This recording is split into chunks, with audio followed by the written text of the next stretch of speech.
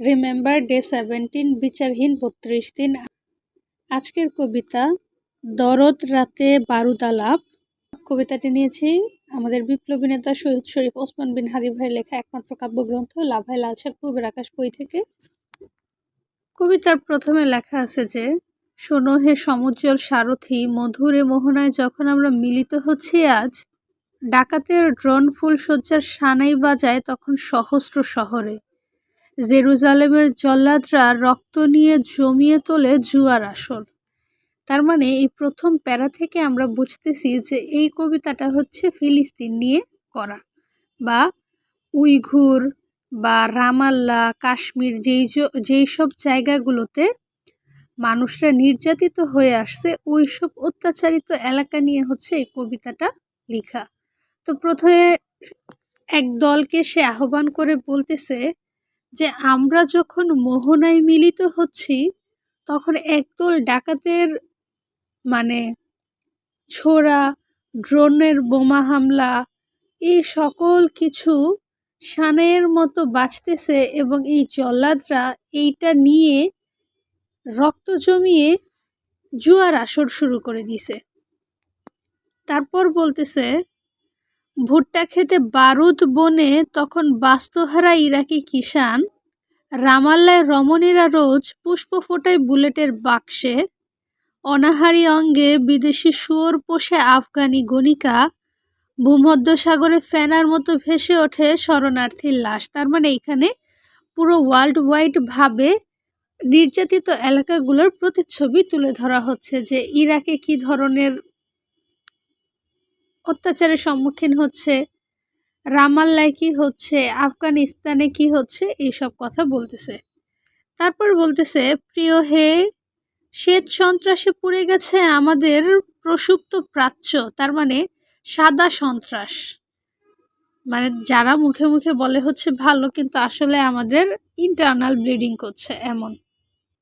সুধাবর্ষে এশিয়ায় চলে মৃত্যুর মরশুম, রোজ ক্ষেপণাস্ত্রের খদ্দের বারে পোস্ট মডার্ন হাটে, ক্ষুধায় দগ্ধ দক্ষিণে চলে হত্যা হাসির ধুম।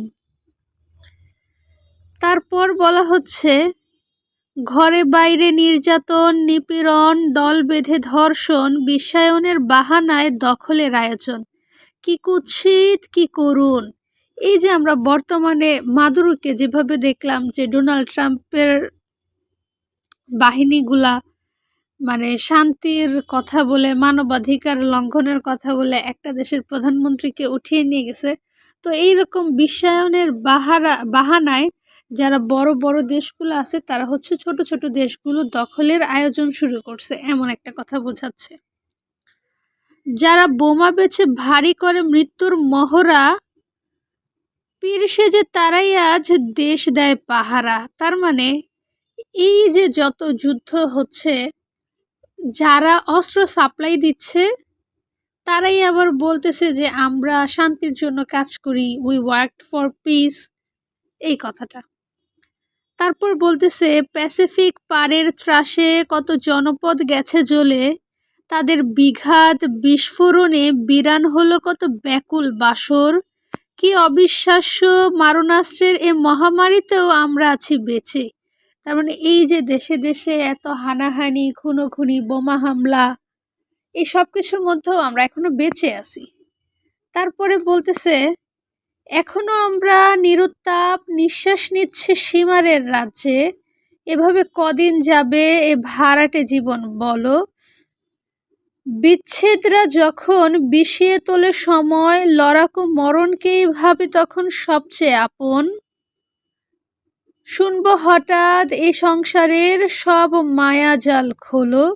তার মানে এই লাইনগুলো আমাদের ওসমান হাদি ভাইয়ের জীবনের সাথে মিলে গেছে। সে যেমন একটা সময় টিভির একটা ইন্টারভিউতে বলছিল যে রাজনীতিবিদদের মৃত্যু হবে একটা গ্লোরির মৃত্যু, তো এই রকম ভাবে সে এই প্যারাটা বুঝাইছে। তারপরে বলছে, যে দেখো ঘরণী, পেখম মেলেছে আজ পাগলের প্রেম, তুমি মেলে ধরো রূপজ্বালা আদর আঁচল, শুধাই তোমারে ওরে সমরের সই, এসো করুণাময়ের কাছে প্রেম কথা কই। তার মানে যুদ্ধে এই সমর মানে হচ্ছে যুদ্ধ।